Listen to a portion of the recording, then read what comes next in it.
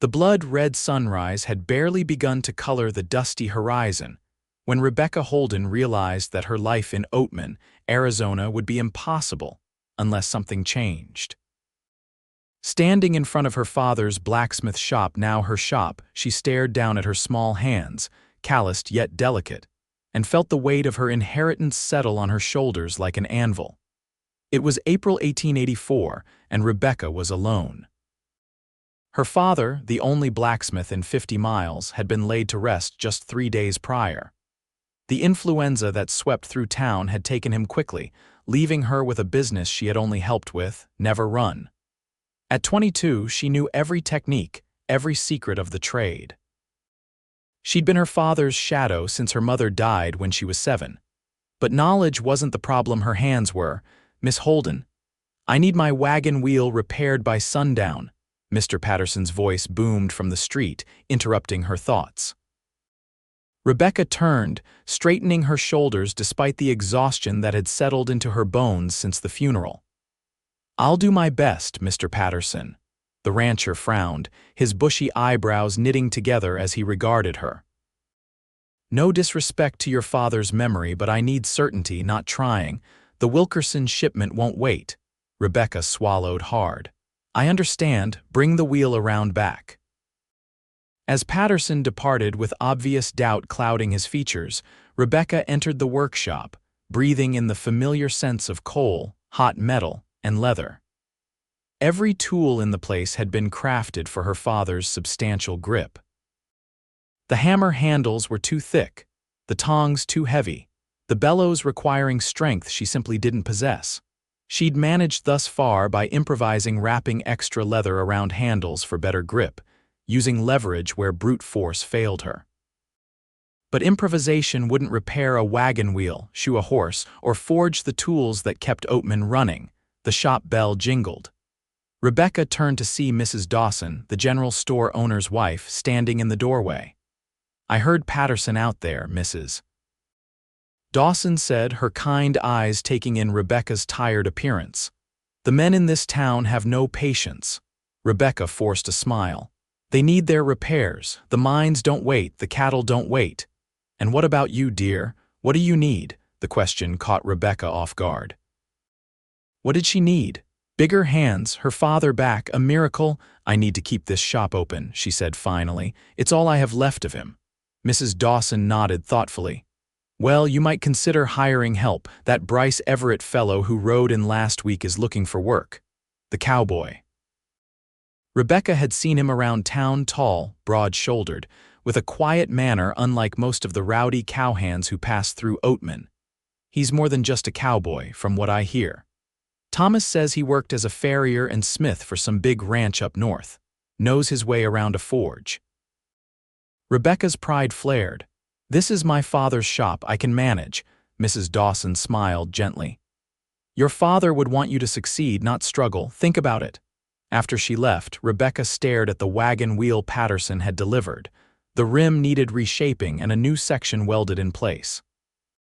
She'd watched her father do it countless times, assisted him even, but as she lifted the hammer, its weight made her wrist tremble.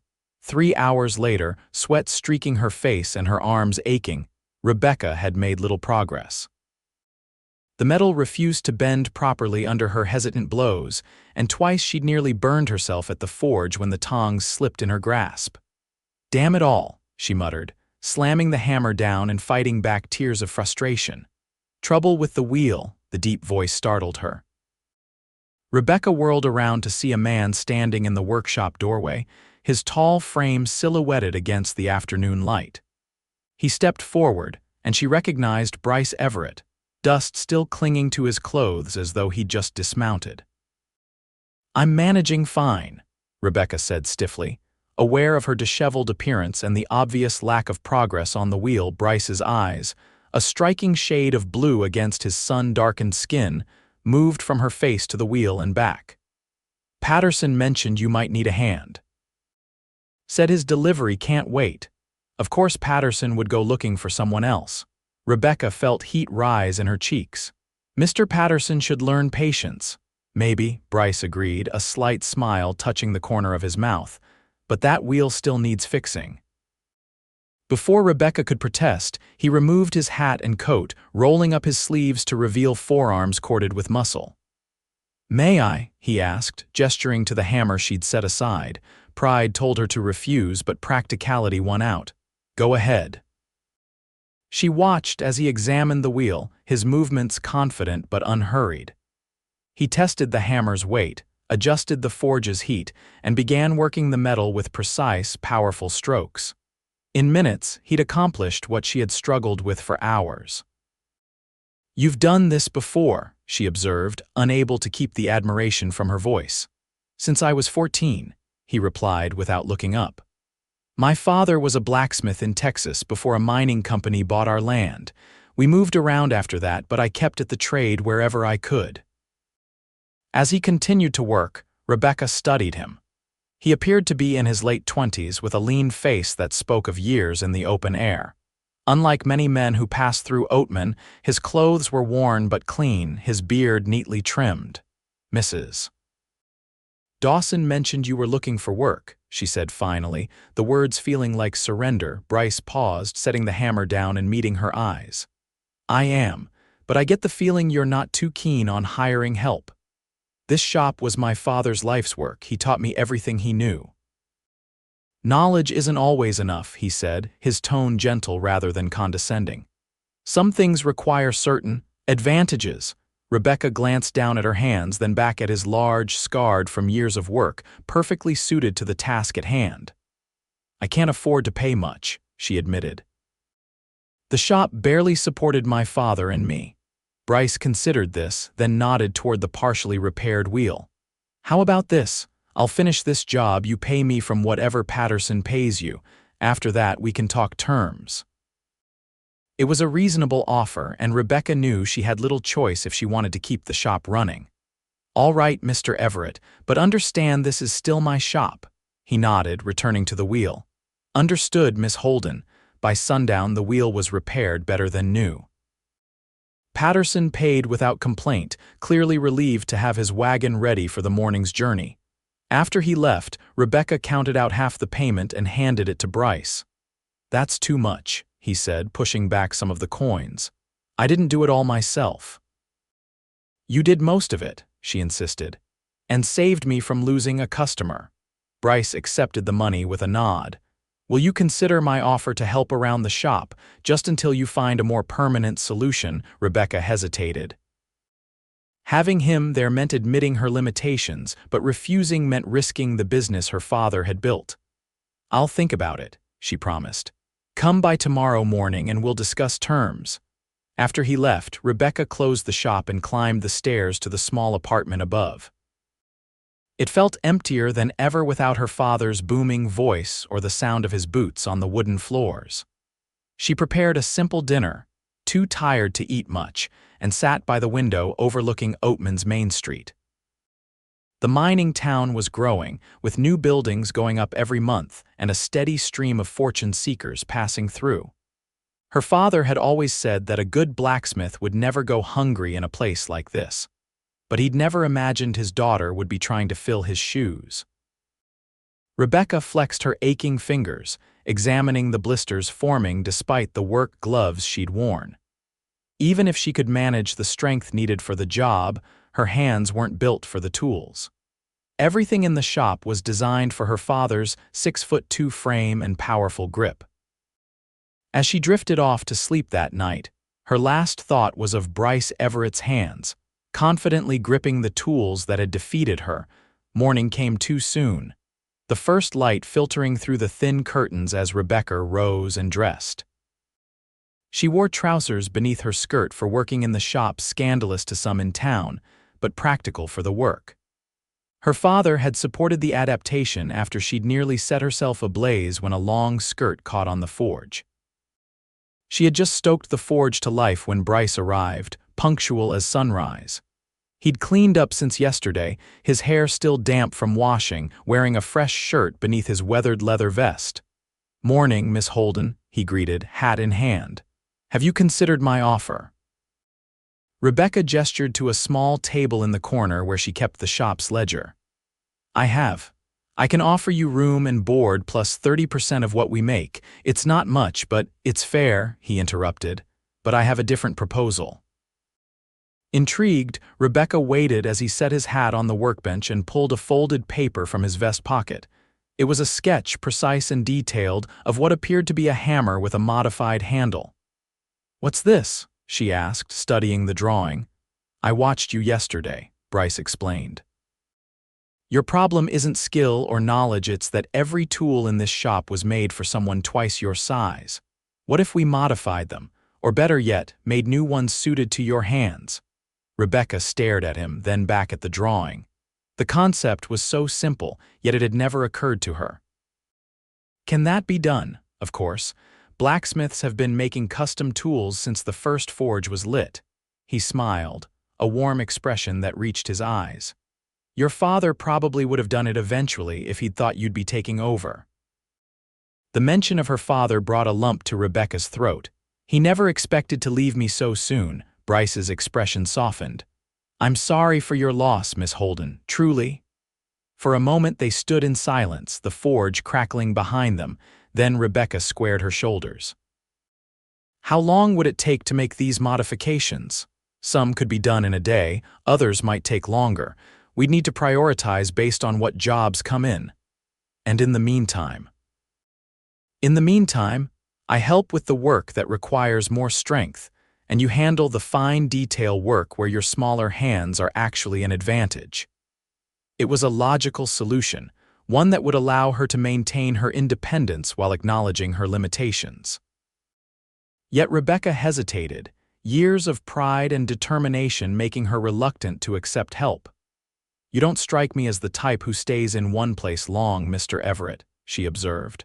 "What happens to my shop when you decide to move on?" Bryce considered this, his expression thoughtful. "Fair question. I can't promise I'll stay forever, but I can promise this.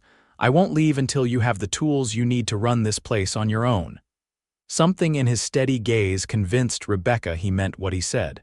40%, she offered, and the small room off the back of the shop. "It's not much, but it's private." "Done," he agreed, extending his hand. They shook on it, her small hand engulfed by his calloused palm. The difference in their sizes only reinforced the wisdom of his proposal. "We should start with the tongs," Rebecca decided, practical now that the decision was made. "I nearly dropped Mr. Langley's horseshoe in the forge 3 times last week." Bryce nodded, already rolling up his sleeves. "Tongs it is." The morning passed in a flurry of activity as they reorganized the workshop. Bryce moved the anvil to a height better suited for Rebecca's stature, adjusted the bellows so she could operate them with less strain, and began sketching designs for modified tools. By midday, they had their first customer. Sheriff Mills needed his deputy's horse shod before a journey to the county seat. "Heard you hired help," the sheriff commented, eyeing Bryce with the careful assessment of a man accustomed to sizing up strangers. "Mr. Everett is my assistant," Rebecca replied, emphasizing her ownership of the shop. "He's helping with improvements while we keep up with orders." The sheriff seemed satisfied with this explanation. "Good, town needs a blacksmith. Your father was the best in 3 counties." As Bryce prepared to shoe the horse, Rebecca noticed he didn't immediately take over as many men would have. Instead, he asked her preference on the type of shoe, deferred to her knowledge of the local terrain's effect on horseshoes, and generally treated her as the proprietor she was. They worked side by side through the afternoon, a steady stream of customers bringing work that kept them busy until dusk. Each job revealed another challenge for Rebecca's smaller hands, another opportunity for Bryce to note modifications needed. When the last customer left, Rebecca closed the shop door with a sigh of relief. Despite the long day, she felt more hopeful than she had since her father's passing. The shop had earned more in one day than she'd managed alone in 3. "You're good with people," she observed as Bryce swept metal filings from around the anvil. "They trust you quickly," he shrugged. "People trust competence, and they're more willing to give a man the benefit of the doubt than a woman, which isn't fair, but it's the way of things for now." You noticed that, did you? Rebecca smiled wryly. Half the men who came in today looked right past me to you. Their loss, Bryce replied. You knew exactly what was wrong with Simmons' plow without even examining it closely. That's the kind of knowledge that comes from years of observation, not just strength. His recognition of her skill warmed her more than she expected. Thank you for not diminishing me in front of them. Bryce paused in his sweeping, looking genuinely surprised. Why would I do that? This is your shop. Rebecca didn't answer, but they both knew the reality most men would have taken over completely, relegating her to assistant in her own business. As night fell, Rebecca showed Bryce to the small room behind the shop. It had once been a storeroom but contained a narrow bed, a chest for clothing, and a small window that looked out on the hills behind Oatman. It's not much, she apologized. It's clean and private, which is more than I've had in most places, he assured her. I'll bring my things from the boarding house tomorrow. Rebecca nodded, suddenly awkward now that the business of the day was done. Well, good night then, Mr. Everett. Bryce, he corrected gently. If we're going to be working together, you might as well use my name. Bryce, she repeated, testing the sound of it. Then I'm Rebecca. Good night, Rebecca, he said, his voice warm in the dim light of the lantern. As she climbed the stairs to her own quarters, Rebecca felt a strange mixture of relief and trepidation. She had found a solution to her most pressing problem, but in doing so, had invited a virtual stranger into her life and livelihood. Only time would tell if she'd made the right decision. True to his word, Bryce began work on modified tools the very next day. Between customers, he worked the forge, carefully crafting a pair of tongs with handles sized for Rebecca's grip. By evening, he had completed them smaller, lighter, but no less effective than the originals. Try them, he urged, presenting them to her after they'd closed up shop. Rebecca took the tongs, immediately noting the difference. The grip fit her hand perfectly, the balance allowing her to hold even heavy pieces without strain. How did you know the exact size? She asked, amazed at the precision. Bryce's expression was part pride, part amusement. I paid attention. Watched how you held things, measured against my own hands. It's not so different from fitting a horseshoe. You have to know what you're fitting to. Over the next week, a routine developed. They worked together during the day, Bryce handling the heavier tasks while teaching Rebecca how to adapt her technique to conserve strength. In the evenings, he forged new tools or modified existing ones to suit her needs. Word spread quickly through Oatman that the Holden smithy was open for business under new management. Some customers were skeptical at first, but seeing Rebecca and Bryce work together, complementing each other's skills, usually convinced them. Not everyone approved, of course. Mrs. Whitley, the banker's wife, made a point of commenting loudly in the general store that it wasn't proper for an unmarried woman to work alongside a man, especially a drifter no one knew much about. People will talk, Mrs. Dawson warned Rebecca during a visit to the shop, though her tone suggested she personally didn't share the concern. Let them, Rebecca replied, demonstrating how she could now use the new tongs to hold a horseshoe steady while she worked. Would they prefer I sold the shop? Or married the first man who offered just to have someone run it for me? Mrs. Dawson chuckled. When you put it that way, it does seem foolish. She glanced toward Bryce, who was shoeing a horse at the far end of the shop out of earshot. Although if the right man offered, Mrs. Dawson. Rebecca felt her cheeks warm. Mr. Everett is my employee, nothing more, if you say so, dear. The older woman's knowing smile only deepened Rebecca's blush. Despite the occasional gossip, business flourished. By the end of the second week, they had more work than they could comfortably handle, and Rebecca found herself grateful not only for Bryce's strength, but for his organizational skills. He suggested scheduling certain types of work on specific days, allowing them to work more efficiently. One evening, as they shared a simple supper in the shop, Rebecca had begun bringing down enough food for both of them, finding it easier than eating alone. Bryce broached a subject they'd both been avoiding. Have you considered what happens to the shop if you marry? he asked, his tone carefully neutral. Rebecca set down her fork, surprised by the question. I hadn't given it much thought. Why do you ask? Bryce hesitated, choosing his words carefully. In most places, a woman loses control of her property when she marries. The shop would legally become her husband's. The thought sent a chill through Rebecca. She'd been so focused on keeping the shop running that she hadn't considered this fundamental legal reality. I suppose that's true, she admitted. Though I can't imagine marrying someone who would take my father's legacy from me. Not every man would, Bryce said quietly, but the law gives them that power whether they exercise it or not. Rebecca studied him, curious about his perspective. You seem to have thought about this. My mother was a dressmaker before she married my father, he explained. She had her own shop, her own customers. When they married, it all became his in the eyes of the law, though he never treated it that way.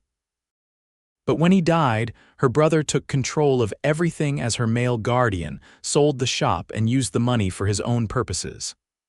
That's terrible, Rebecca said, genuinely horrified. What happened to her? A shadow crossed Bryce's face. She didn't survive long after that. Lost her purpose, I think. I was 14. The revelation explained much about him: his self-reliance, his respect for her ownership of the shop, his understanding of her determination to maintain independence. I'm sorry, she said softly. That must have been difficult. He shrugged, clearly uncomfortable with sympathy. It was a long time ago, but it taught me that the right to control your own life shouldn't depend on whether you're fortunate enough to marry a decent man. The conversation lingered in Rebecca's mind long after they'd finished eating and retired to their separate quarters.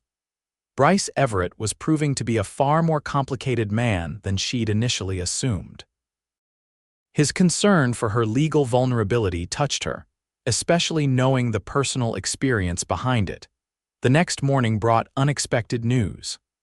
A mining company had struck a rich vein in the hills outside Oatman, and the town was suddenly abuzz with activity. Prospectors, miners, and suppliers flooded in, many needing the services of a blacksmith. We're going to need help, Bryce said after a particularly long day that left them both exhausted. Maybe an apprentice who can handle the basic work while we focus on the more complex jobs. Rebecca nodded, too tired to argue. Do you know anyone suitable? The Diaz boy who brings us water each day is 15 and strong for his age. His father works the mines, but Miguel has mentioned wanting to learn a trade. A Mexican boy. Rebecca wasn't opposed to the idea, but she knew how some in town would react. Bryce's expression hardened slightly. Is that a problem for you? Not for me, she clarified quickly. But Oatman isn't always welcoming to those who are different.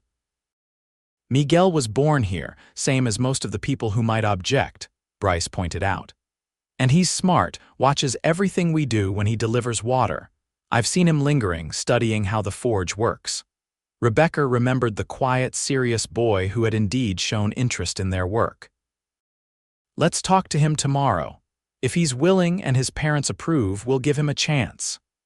Miguel joined them the following week, eager to learn and, as Bryce had observed, remarkably attentive.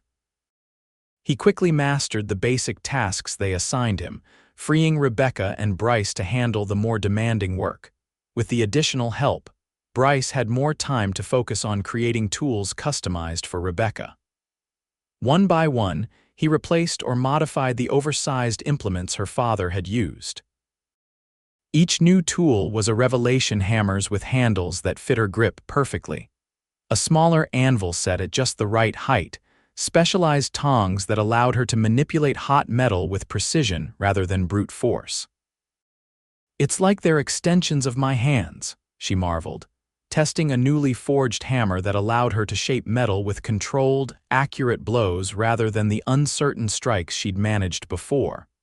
Bryce watched her work, satisfaction evident in his expression. That's exactly what tools should be: not obstacles to overcome, but extensions of your own abilities. As spring turned to summer, the relationship between Rebecca and Bryce evolved from employer and employee to something closer to partnership. They developed an easy rhythm, anticipating each other's needs in the workshop, complementing each other's skills. Rebecca's knowledge of metallurgy and design combined with Bryce's strength and innovation made them a formidable team. Miguel, observing them daily, was perhaps the first to notice the change in their interactions, the lingering glances, the way they found reasons to work close together, the smiles that passed between them when they thought no one was looking. "Miss Holden and Mr. Everett like each other," he commented to Mrs. Dawson one day when he was sent to the general store for supplies. The shopkeeper's wife smiled knowingly. "Is that so? Well, it wouldn't be the first time a business arrangement turned into something more." "My mother says they should marry," Miguel continued, repeating his mother's gossip without guile. "She says it's not proper otherwise, them working so close all the time." Mrs. Dawson patted his shoulder. "Your mother isn't wrong about how things usually work. But Miss Holden and Mr. Everett will figure things out in their own time." Inside the smithy, Rebecca and Bryce remained oblivious to the town's speculation about their relationship. They were too busy managing the flood of work that came with Oatman's sudden growth. The mining company needed equipment repaired daily, ranchers required more horseshoes for pack animals transporting supplies, and even the stagecoach line increased its stops, bringing more business. One scorching July afternoon, as they worked side by side repairing mining equipment, Bryce paused to wipe sweat from his brow. "We should consider expanding," he said, gesturing to the cramped workspace. "There's land behind the shop. We could build a larger forge, maybe even hire another full-time smith." Rebecca looked up from the pickaxe she was repairing, surprised by his long-term planning. "You sound like you intend to stay in Oatman." The question that had been between them since his arrival was finally voiced. Bryce set down his tools, meeting her gaze directly. "I hadn't planned to," he admitted, "but plans change." "Because of the mining boom?" Rebecca asked, her heart suddenly racing. "The opportunity," Bryce shook his head slowly. "No, Rebecca, because of you." The simple declaration hung in the air between them, honest and unadorned as the metal they worked daily. Rebecca found herself unable to respond, emotions she'd been carefully controlling for weeks suddenly threatening to overwhelm her. Before she could find her voice, the shop door burst open and Sheriff Mills rushed in. "There's been a collapse at the Monarch mine," he announced, his usual composure shaken. "We need help cutting through support beams to get to trapped miners." The personal moment shattered, Rebecca and Bryce immediately moved into action, gathering the tools they would need for such an emergency. Miguel, who had been working in the back, appeared with their strongest saws already packed. "We'll need the wagon," Bryce said, already moving toward the door. "I'm coming too," Rebecca insisted, grabbing her modified tools. Sheriff Mills looked like he might object but thought better of it. "Hurry then. There are at least 6 men trapped, including Miguel's father." The boy's face went pale, but he continued loading equipment with steady hands, his jaw set with determination. The ride to the mine was tense and silent. When they arrived, the scene was chaotic miners covered in dust working frantically at the partially collapsed tunnel entrance, women and children watching anxiously from a distance, mine officials attempting to establish order. Bryce conferred briefly with the mine foreman, then returned to where Rebecca and Miguel were unloading equipment. "The main support collapsed about 50 feet in," he explained. "They've cleared some of the debris but need to cut through fallen timber to reach the men. The space is too narrow for most of the rescue workers." Rebecca understood immediately why the sheriff had come for them. "I can fit," she said. "With the right tools I can reach them." Bryce nodded, his expression a mixture of pride and concern. "It's dangerous. The remaining supports are unstable." "Mr. Diaz is in there," Miguel said quietly. "My father." Rebecca placed a hand on the boy's shoulder. "We'll get him out, Miguel, I promise." With Bryce's help, she selected the tools she would need: a small saw with a handle he had modified for her grip, a lightweight hammer, and several metal braces he had designed for reinforcing weakened structures. "Be careful," Bryce said as he helped her prepare. His hands lingered on hers as he passed her the last tool, his eyes conveying what his words could not. "I will," she promised. The mine entrance was partially blocked, requiring Rebecca to crawl through a narrow opening. Inside, the air was thick with dust and the eerie sounds of settling earth. Lanterns held by rescue workers cast long shadows as she made her way deeper into the tunnel. At the collapse site, a group of miners were attempting to move a massive timber that had fallen across the passage. Despite their efforts, it refused to budge. "Stand aside," Rebecca ordered with an authority that surprised even her. "Let me see what we're dealing with." The men, too desperate to question a woman's presence, made way for her. Rebecca examined the fallen support beam, noting where it connected to other timbers and how it was pinning a section of the tunnel wall. "We can't move it," she determined. "We need to cut through it here and here." She marked 2 spots with chalk. Then braced the surrounding structure before removing the sections. Following her instructions, the miners helped position her where she could work. The space was tight, requiring her to contort into uncomfortable positions, but her smaller size allowed her to reach places the men could not. As she began sawing, Rebecca silently thanked Bryce for the customized tools. The saw's handle fit her grip perfectly, allowing her to work with precision despite the awkward angle. When the first section was cut, she directed the placement of braces to prevent further collapse. The work was painstaking and dangerous. Twice, shifting debris nearly buried her, and the air grew increasingly foul as they progressed. But after what seemed like hours, they broke through to where the trapped miners were huddled. 6 men, including Miguel's father, had survived by sheltering in a small pocket created when support beams had fallen in a way that created a protective triangle of space. They were injured but alive. Extracting them required further cutting and bracing, with Rebecca working in spaces so cramped that no one else could reach. By the time the last man was pulled to safety, she was exhausted, covered in coal dust, and scraped raw in multiple places. When she finally emerged from the mine, the afternoon sun momentarily blinded her. As her vision cleared, she saw Bryce pushing through the crowd toward her, his face etched with relief. Without hesitation, he pulled her into an embrace, heedless of the onlookers. "I thought I'd lost you when that secondary collapse happened," he said, his voice rough with emotion. Rebecca allowed herself to lean into his strength, too tired to maintain the professional distance they'd carefully preserved in public. "Your tools saved those men," she murmured. "They saved me." "You saved them," he corrected, finally releasing her but keeping a hand on her arm as if to reassure himself she was really there. "Your skill, your courage. The tools were just extensions, remember?" Miguel approached, tears streaming through the dust on his face. "Miss Holden, my father wants to thank you. He says without you, they would have died before the company's rescue team arrived from Phoenix." Rebecca smiled wearily at the boy. "Tell him I'm glad he's safe. We'll come visit him tomorrow to see how he's recovering."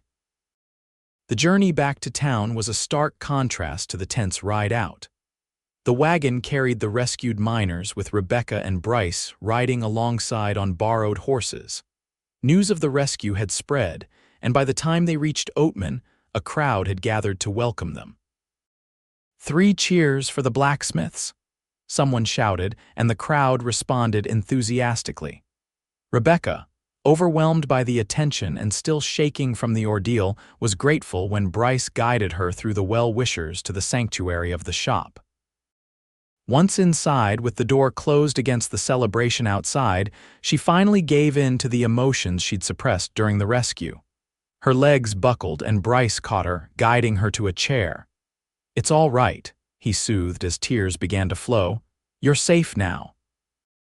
"Everyone's safe because of you. Because of us," she corrected, reaching for his hand. "I couldn't have done it without your tools, your training." Bryce knelt before her, his expression serious. "Rebecca, what I was trying to say before the sheriff interrupted us.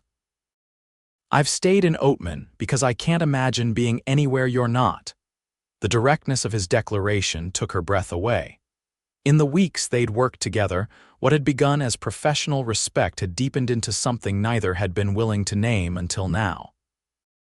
"I didn't expect you," she admitted softly. "When my father died, I thought I had to do everything alone. I was so determined to prove I could run his shop that I couldn't see another way forward." Bryce's thumb traced gentle circles on her dust-covered hand. "And now I understand that accepting help, the right kind of help, isn't the same as giving up control." She met his gaze steadily. "You never tried to take my father's place or claim the shop as your own. You found a way to make it possible for me to do what I needed to do." "That's all I ever wanted," he said. "To see you succeed on your terms." The next morning, after Rebecca had bathed and rested, they reopened the shop to find a line of customers waiting not with work, but with tokens of gratitude.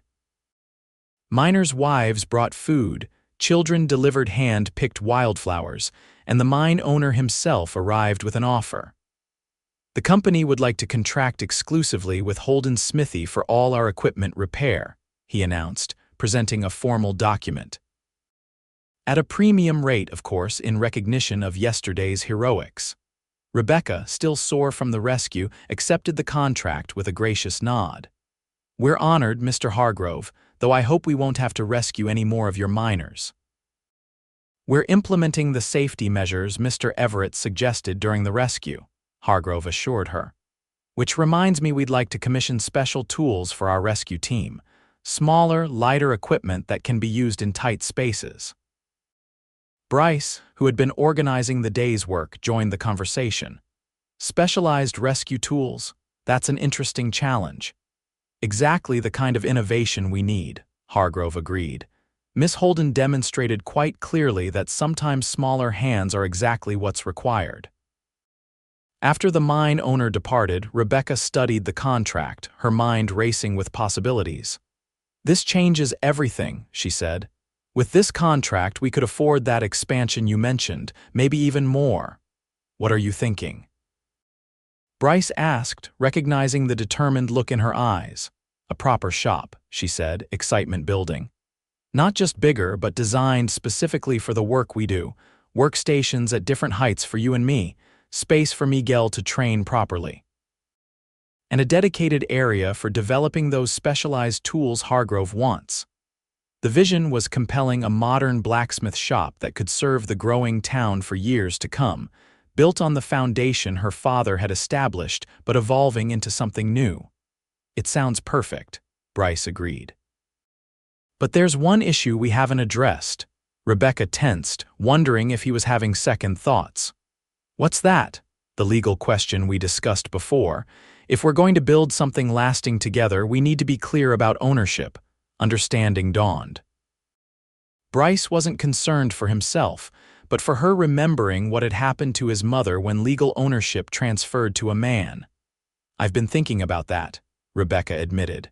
"I spoke with Judge Reynolds last week. There's a way to create a formal business partnership that protects my interests, even if—" She hesitated, suddenly shy. "Even if what?" Bryce prompted gently. "Even if our partnership became more than business," she finished, meeting his eyes. The moment hung between them, full of possibility. Then Bryce smiled, the warm, genuine smile that had become increasingly familiar over their weeks together. "Is that something you might want?" he asked. "Something more than business?" Instead of answering directly, Rebecca moved closer, reaching up to touch his face. "You made tools that fit my hands when everyone else expected me to adapt or fail. You saw what I needed before I knew how to ask for it. What do you think?" Bryce's arms encircled her waist, drawing her closer. "I think," he said softly, "that we fit together as perfectly as those tools fit your hands." Their first kiss was gentle, a promise rather than a demand. When they separated, Rebecca felt a certainty she hadn't experienced since her father died, the knowledge that her path forward, while not what she had expected, was exactly right. "We should talk to Judge Reynolds together," Bryce suggested. "Make sure everything is established legally before we begin construction." Rebecca nodded, touched by his continued concern for her independence. "And after that, maybe we should discuss another kind of partnership as well." The formal business partnership was established within the week, with Judge Reynolds himself drafting the documents that protected Rebecca's ownership of her father's property while recognizing Bryce's contribution to the business. The arrangement raised eyebrows among some of Oatman's more traditional residents, but the mine rescue had earned the blacksmiths enough goodwill that few voiced objections openly. Construction on the expanded shop began in August, with many of the miners volunteering labor in gratitude for the rescue.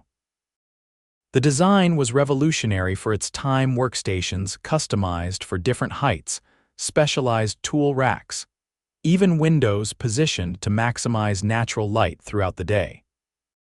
Miguel continued his apprenticeship, showing such aptitude that Rebecca and Bryce agreed to offer him a junior partnership when he came of age. His father, recovered from his injuries, frequently stopped by to watch his son work, pride evident in his expression. As autumn approached, bringing cooler temperatures to Oatman, the new shop was completed. The night before its official opening, Rebecca and Bryce stood inside the empty building, admiring the result of their combined vision. "It's better than I imagined," Rebecca said, running her hand along a workbench built to her exact height. "My father would have loved it. He would be proud of you," Bryce replied, wrapping an arm around her shoulders, carrying on his legacy while creating something new. Rebecca leaned into his embrace, reflecting on the journey that had brought them to this moment. "When my hands were too small for his work, I thought I had to either struggle alone or give up everything he built. I never imagined there was another option." "There's always another option," Bryce said, turning to face her. "Which brings me to something I've been wanting to ask you." From his pocket, he withdrew a small object and held it out to her. It was a ring, but unlike any Rebecca had seen before. The band was forged from the same high-quality steel they used for their finest tools, intricately worked with a pattern that matched the design Bryce had created for her first custom tongs. "I made it," he explained, suddenly nervous. "I know it's not traditional, not gold or silver with gems, but it's perfect," Rebecca interrupted, her eyes filling with tears as she understood the significance. The ring represented everything they had built together: strength, practicality, and beauty combined in a form uniquely suited to her. "Rebecca Holden," Bryce said, his voice steady despite the emotion in his eyes, "will you marry me? Not because either of us needs the other to succeed, but because together we create something better than either of us could alone." "Yes," she answered without hesitation. "Yes, I will marry you, Bryce Everett." The ring fit her finger perfectly, of course. She would have expected nothing less from the man who had studied her hands so carefully, who had created tools that transformed her limitations into strengths. Their wedding took place on a clear October morning, with Judge Reynolds officiating and what seemed like the entire town in attendance. Mrs. Dawson cried openly, claiming she had known from the first day that they were meant for each other. Miguel stood proudly as Bryce's best man, wearing a new suit purchased with his apprentice wages. True to their agreement, the marriage contract included provisions that protected Rebecca's ownership of the shop and her right to continue working as a blacksmith. It was unconventional, but as Judge Reynolds remarked, "Oatman has never seen a partnership quite like yours. It seems fitting your marriage should be equally unique." The years that followed brought growth and change to both the town and the blacksmith shop. The mining boom eventually stabilized, but Oatman remained a prosperous community, and Holden and Everett's smithy, they had compromised on the name, became known throughout the territory for quality work and innovation. Their specialized rescue tools, developed after the mine collapse, were adopted by mining operations across the Southwest. Rebecca's smaller designs proved invaluable in emergency situations, while Bryce's mechanical innovations made them more effective than traditional equipment. When their first child was born, a son they named after Rebecca's father, they adapted once again, creating a small play area in a corner of the shop where he could nap or play safely while they worked. As he grew, he naturally gravitated toward the forge, watching with fascination as his parents transformed raw metal into useful objects. By the time their daughter arrived 2 years later, Miguel had completed his apprenticeship and become a junior partner, allowing Rebecca to spend more time with the children when needed without sacrificing the business. On the 10th anniversary of the day Bryce first stepped into her shop, Rebecca presented him with a gift, a complete set of tools sized for their son's small hands. "He's too young yet," she acknowledged as Bryce examined the miniature hammer with obvious emotion. "But someday, when he's ready, he'll have tools that fit him perfectly, just as I did." Bryce pulled her close, marveling at how far they had come from that first day when a desperate young woman with 2 small hands had reluctantly accepted his help. "You know," he said thoughtfully, "we never would have met if your hands had been bigger." Rebecca laughed, the sound echoing through the shop they had built together. "Then I suppose I should be grateful for my limitations. They led me to you." "Not limitations," Bryce corrected, lifting her hand to kiss the workman's calluses that matched his own. "Just differences. And differences, properly understood, can become the greatest strengths of all." In the years that followed, Holden and Everett's smithy became a landmark in Oatman, a symbol of innovation and adaptation in a changing West. Travelers passing through would often hear the story of the blacksmith with small hands, and the cowboy who made her tools that fit just right, a love story forged in fire and shaped by understanding, as enduring as the metal they worked together.